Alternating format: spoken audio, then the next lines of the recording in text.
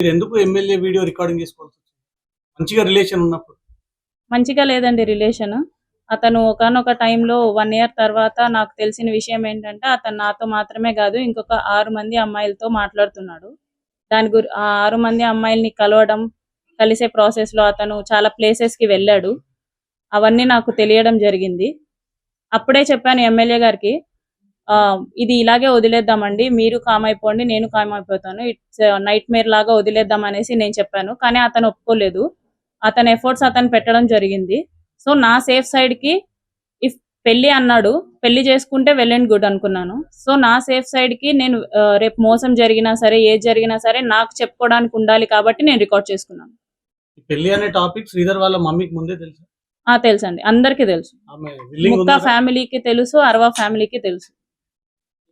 They are not willing అండి. కాదండి, ఇద్దరు పెళ్లి చేసుకోవాలనుకున్నప్పుడు మీ ఇద్దరి మధ్య ఎందుకు క్లాషెస్ వచ్చింది? ఎందుకు గొడవ తలెత్తింది? ఎందుకు విడిపోవాలనుకున్నాడు?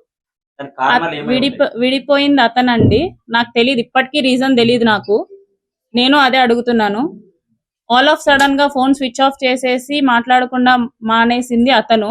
దానికి రీజనే నేను అడుగుతున్నాను. అతనే చెప్పాలి.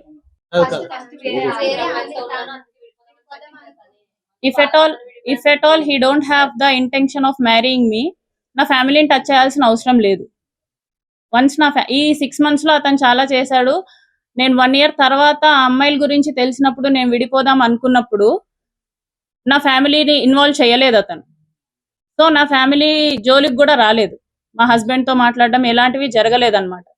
సో ఆఫ్టర్ ఈ 6 months లో మా బ్రదర్ తో మాట్లాడడం, మా హస్బెండ్ తో మాట్లాడడం, మా హస్బెండ్ వాళ్ళ అక్కతో మాట్లాడడం, ఇవన్నీ చేశాడు.